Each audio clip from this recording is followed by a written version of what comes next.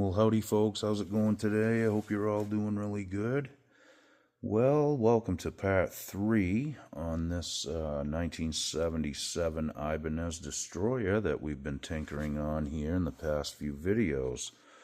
In the last video, we got the electronics working again. We had changed 2 pots, put a new cap in, kind of fixed up some of the mess in the wiring in the back, run some new ground wires, and everything seems to be working good as far as the signal. In this video, we're going to finish putting the guitar back together and just tidy up a few different little things and try to clean some of this wiring up a little bit if we can. And also, I discussed in the last video about these right here being loose and how I like to fix them. Now, I just fixed this one with some tin foil, and that thing's tight and snug. That one's still rattling around. So that's what I'm going to do right now. I'm going to fix this one and show you how to do it.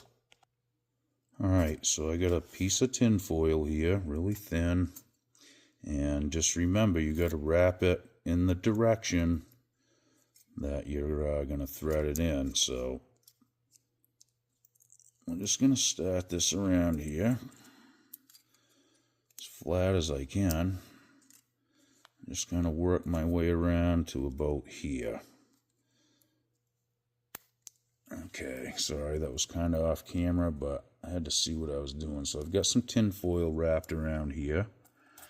Just going to start it down in the hole. Now what you got to do is you got to just kind of pinch that tin foil along with the bolt as you thread it down in here, okay? I can already feel that's really getting snug. Okay, now there's a piece that broke off. Don't worry about that. Not a big deal. Okay, let's get it back down to about where it was. I mean, it's got just a little bit of wiggle. I didn't get it really tightened down. There we go. Okay, now those are way tighter. So you can do it like that. Now you can just kind of clean that up off there afterwards. Not a big deal. There's just a little piece that's kind of sticking out there. Get a pair of tweezers and kind of pull that off. Now that tightens that up, so now we got good transfer from the bridge into the body and all that. You can use, Piper's thread tape as well. I like the tin foil for one reason. I'm not sure if the ground is hooked to these or if it's hooked to this on this guitar.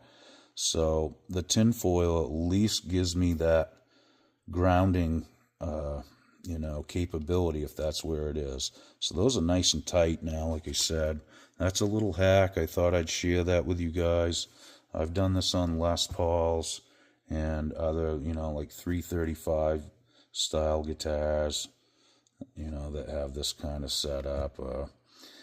Just anything with those pins in general that the adjustable bridge sits on. A lot of them are loose. Now, not all of them that I've run into, but I'm going to say probably 50 to 60% of them are loose. So hopefully that helps you guys. Alright, now I got to clean some wiring up over here. Alright, so we've got, I don't know, it's just some sort of jumped ground here that somebody's tagged on here to the switch. I'm not going to redo it. I'm just going to try to tidy it up and maybe just get some shrink tube on it.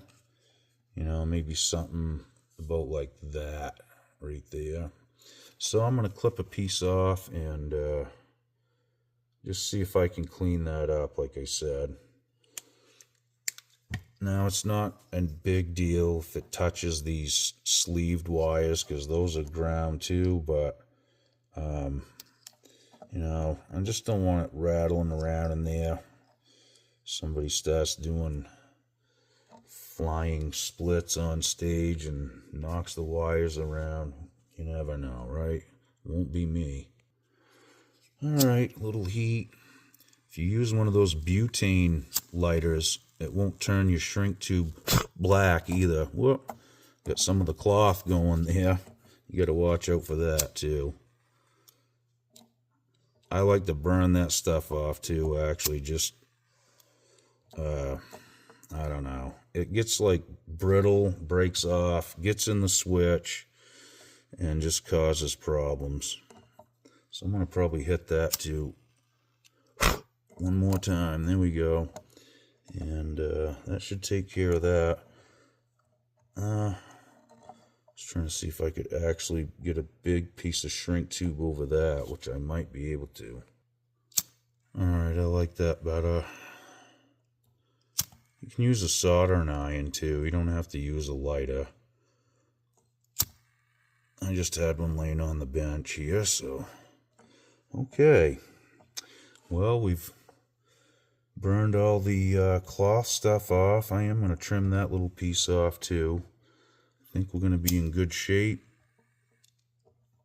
Give that a little squeeze there. All right, good to go. I'm glad I did do that, by the way, because I can touch the side of that switch right there pretty easy, especially when it's tucked up in there like that. So, you know, it is good to kind of keep that stuff shielded too, just for noise purposes, but also, like I said, if you get bouncing around, that could definitely hit that switch. Now we don't have to worry about it.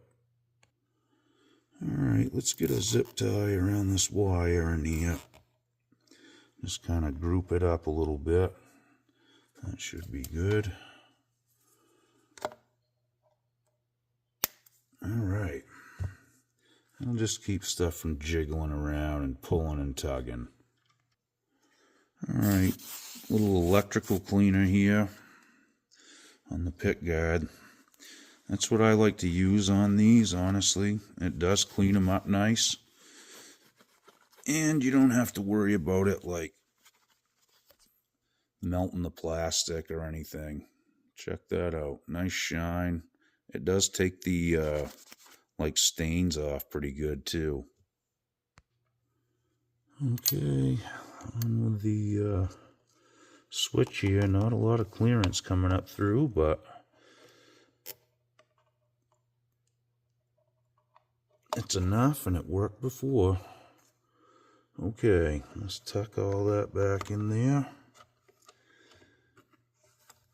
as good as we can.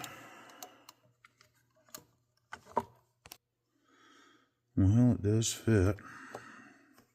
I had to twist the switch a little bit just to allow enough clearance. Okay, I'm not going to put these in super tight yet. Some of them were kind of stripped out, if I remember right, too. So I just need to get two in it. Make sure them screws are nice and straight up and down. You don't want them going in at an angle, because as soon as you do it to one, you're going to have to probably do it to the rest of them. So I try to be very careful about that. You want them really straight if you can get them.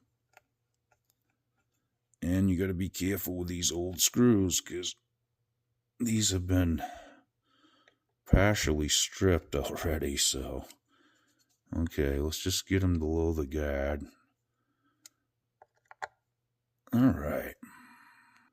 Alright, so if you do get a screw that's crooked, here's a little trick. Hold against the barrel of your screwdriver as you turn it, and that'll keep it upright, so it will go down in there nice and straight. So you can see that one's a little bit stripped, you know. That's what it is when you're dealing with original screws, though. And, you know, you got to be careful with them. They need to stay in the guitar, so that's just how that goes. Okay, well, that fits pretty good. Seems to be back where it belongs. It does look like it could be skewed a little bit, but, I mean, Everything's lined up in the holes. I guess that's as good as you can get. Okay, on with the knobs here.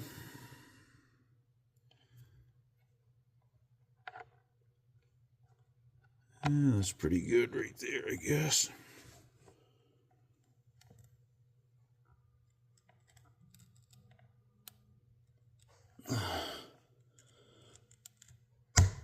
Okay.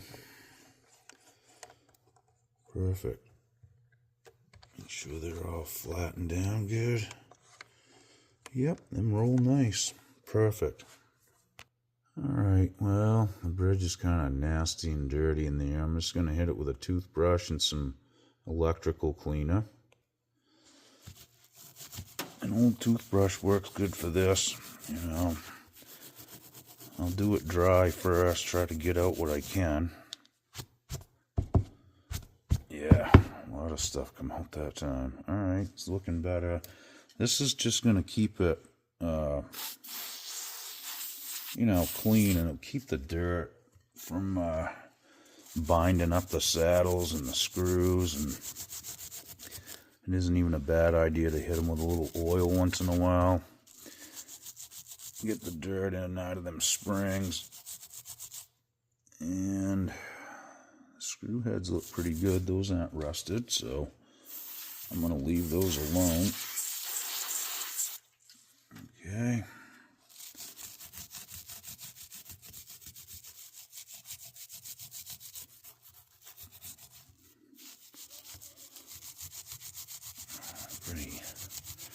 Pretty nasty on the back side there, like there, but it's better than it was. It's shiny again, and we got all the dirt and debris out of there. That's the main thing. There is some sort of writing on here. ST Bridge, I think it says. Made in Japan, maybe.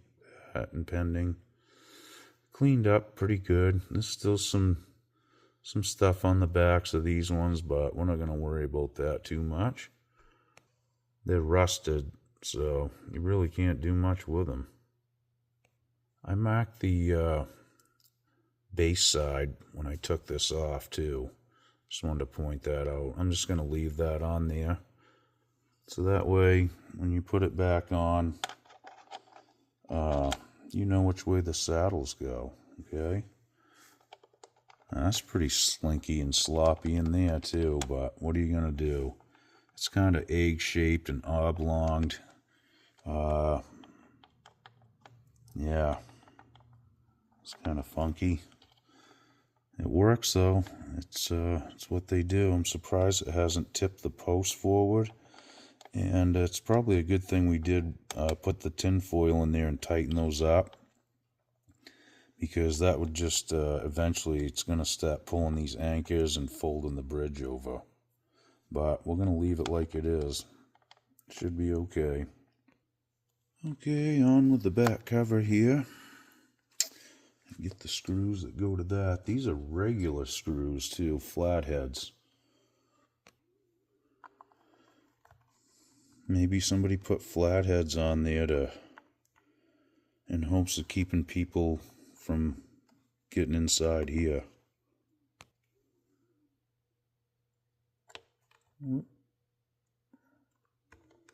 Okay. Alright, I'm not going to over tighten it. Feels good. Okay, so I did not ask the owner about this.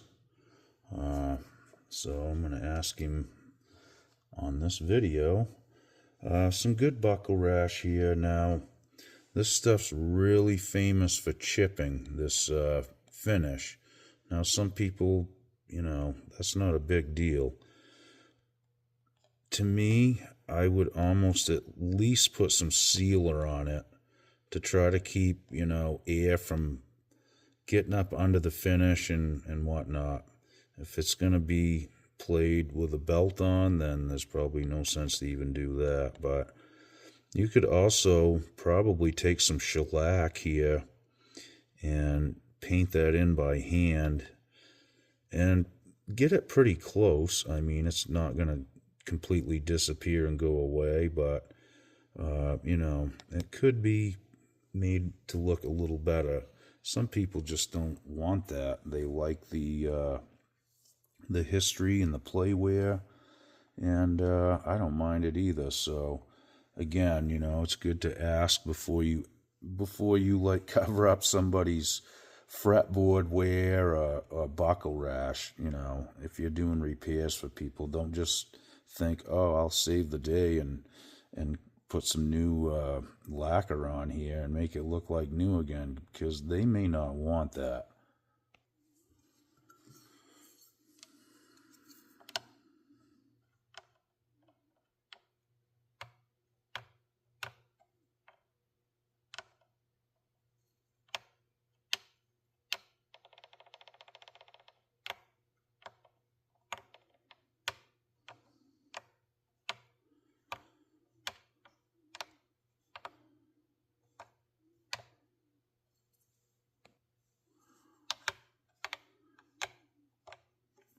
Just checking out the frets here. You want to make sure you do this when the neck is straight. Don't do it when it's got, any amount of relief or back bow in it. It's just going to give you a false read, okay? Now, these aren't too bad. I have gone over them and cleaned them up, like I said. That's one a little bit, just a little high. I've seen a lot worse. These have stayed quite well, so I'm guessing they're glued in there. So the next thing for me is to, I'll just go over this again, find the few high frets that I got to deal with, and take care of that. Okay, just remember, you always want to span 3 frets. That's why this has got multiple sides on it. So as you get up the neck, you use the shorter sides when the frets get closer together. So just grab on each side of the fret rocker here and just try to make it rock like a teeter-totter or a seesaw, okay?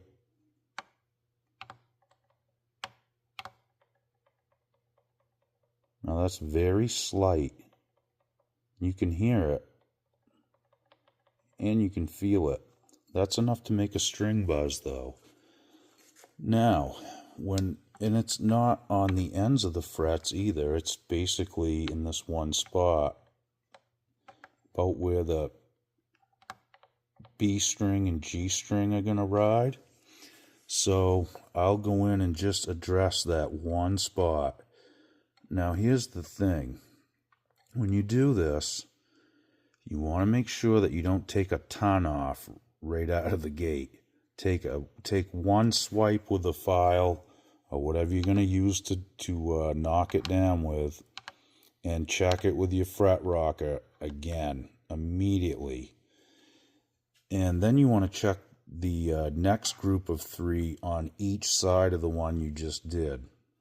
Now, what can happen is if you don't really pay attention to how much you're taking off, you're going to just end up having high frets as you go along, because if you take too much off, now you got to knock some off this one to compensate, and so on, and it just ends up, with you chasing it off the fretboard, so to speak.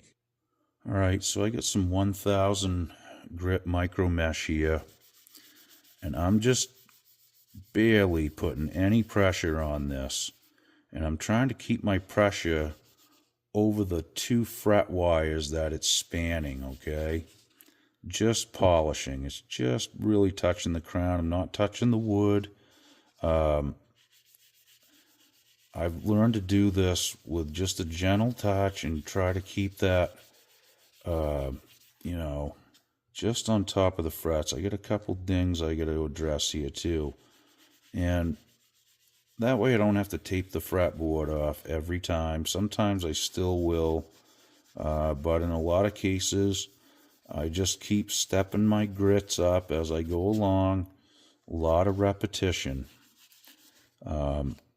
And this is how I polish them after I've crowned and leveled everything.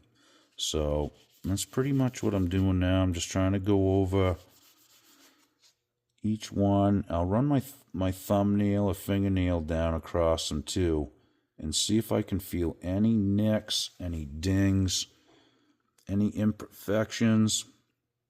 So when you bend your string, it's going to be like your fingernail going across there, and you're going to feel those dings and little divots, and it's just really not that fun to play like that, and it does affect the sound and all that, of course. So, but it just feels really hard to play. When these are smooth and you bend a note, it just feels like glass. When I get to where the frets start to get spread apart more, closer towards the nut, what I'll do is just focus on one piece of wire, and I'll put the edge of my pad right there and just use like 3 fingers. The rest of the pad's just kind of floating over the other frets behind it. And that's how I do the last, maybe 3 or 4 frets like that. Now those are starting to get shiny. And I'll step it up next to probably 2,000 and eventually probably 3,500. There's some pretty good string grooves there, but them aren't too bad. I don't think it's going to affect any of the playability, I should say, too bad. If there's, a real big divot and a nick that kind of hangs up my fingernail, then I'll work on them. But there is one pretty good groove right there on the 2nd fret where the G string has been riding, but I think that's going to be okay. So we'll step it up to another grit. Like I said, I'll do a final polish. Once I get that all done, I'm going to oil the fretboard up and then put some strings on. Alright, I got some fret erasers out too. I guess it's sad to read it. Fret eraser, okay? You can get these online, Amazon, eBay, those kinds of places. Just looks like an eraser. It's got different grits to it. I will use these sometimes instead of trying to file nicks out. And they come in different grits. I've got all kinds of different grits in these. And I do like these because they'll span a couple frets and even 3 frets as you get down the board. But I can work on little areas with these too, along with even putting a final polish on. Now, some guys don't like these, but, this isn't my go-to to do all my fret polishing with, but I do use these, like I said. I guess that's a pretty good shine. Alright, let's get some oil on the fretboard. Alright, I'm using this stuff today. Fender Custom Shop Fingerboard Remedy. Really good stuff. I do like this. It's just a clear oil, and I just put a drop, on each fret. Go right down the board. You don't need a ton of it, just a good drop like that. And just let it sit there for a second. Rub it right into the board. I don't try to rub it off there or anything. I just kind of spread it. And let it sit there and dry and kind of soak in. And I usually let it sit for probably about 10 or 15 minutes. You can let it sit as long as you want. It does clean too. It's like a nice cleaner as well. So you can get right up in by the fret wire and get some of that dirt out of there. And it doesn't stink. It's not a messy kind of gooey, oily stuff. It's really pleasant to work with, and that's why I've been using it lately. I just like the way it works, and the cleanup is really minimal. After it kind of soaks in and dries, I'll probably do one more coat, and then that should do it. You only need probably one coat's enough, but I like to let it sit there, like I said, and it soaks in pretty quick. As you can see, it's already starting to kind of haze over. Okay, so that's what it looks like after you let it soak in and then wipe it off with a dry cloth. Nothing greasy feeling about it. Just feels nice and smooth.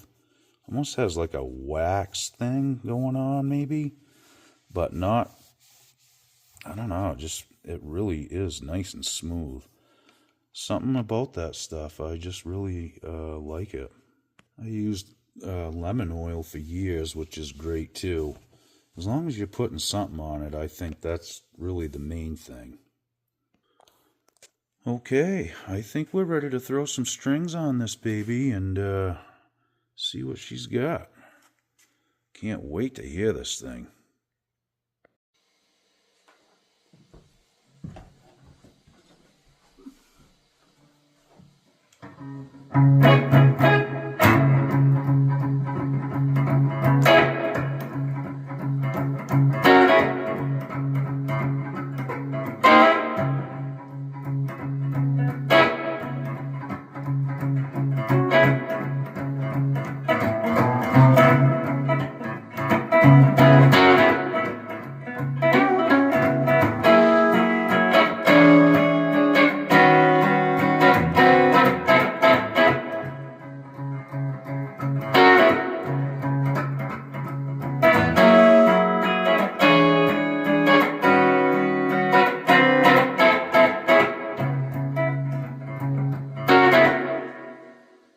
Whoa, man, this is a cool guitar.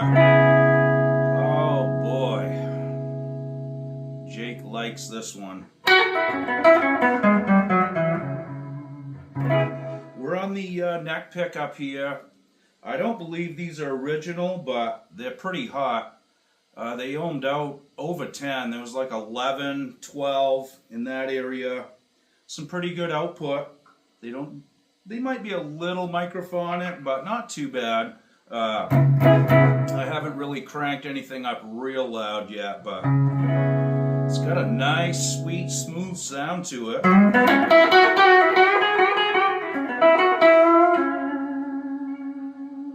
Lots of sustain. I like that.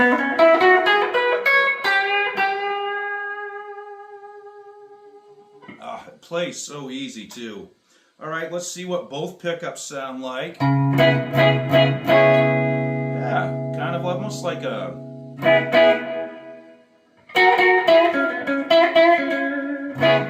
almost reminds me of like a Les Paul, Telly, middle pickup, you know, middle position. Kind of a cross between them maybe. Alright, let's go right to the bridge pickup. That one's got some bite to it. Really nice. The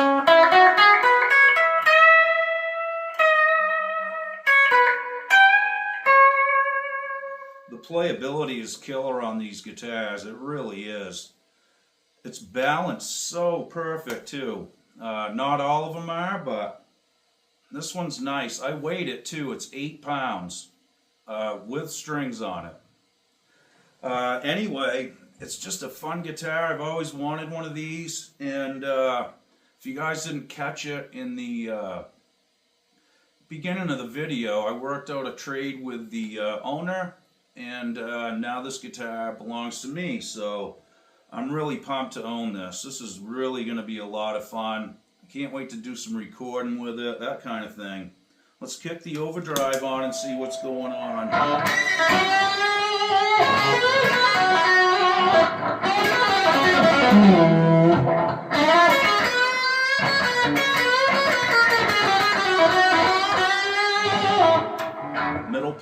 Middle position.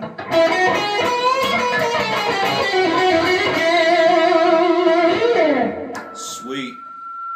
All right, here we go. A little microphonic stuff, especially on that neck one.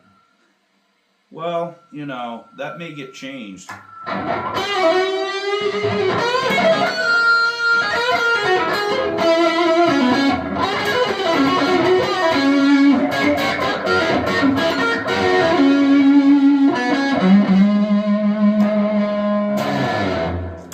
Yeah, okay, so, you know, the playability's pretty good. I kind of like the setup where it is. It's really low, maybe a little too low. I may jack it up just a little bit. It plays really easy. I think I could even step the gauge up to 10s on this. I play 9s usually, but with the bigger fret wire, it feels a little spongier to me than, like, you know, a telly or whatever. So I may do that. I'm going to try the hybrid set too. If you guys ever played the 9.5 sets, let me know in the comments if you guys have, if you like them. Did it feel like that much of a difference? That kind of thing. So I've got some more guitars to demo here. I've been really laxing on that. It's really hard to you know, do a demo after you've been working on them a lot because your hands are so, like, paunched from that. So again, you know, your playing will reflect it. So all those mistakes were totally free. And even if there was a good lick there, that one was free too. Thanks for watching. I know this has been a long you know, string of videos here on some of these guitars. But, you know, I want to make sure you guys get the full package here. I don't want to short anybody, okay? But, you know, you may find something in some of these videos that might be very helpful to you, or at least, you know, something that you may keep in mind down the road when you're working on your own guitars. This one is cool, and it's going to look good hanging somewhere in here. I got to buy some more guitar hangers, I guess, because I'm out. This is what it is, folks. Thanks again for watching. We'll see you real soon. Be good. Okie doke.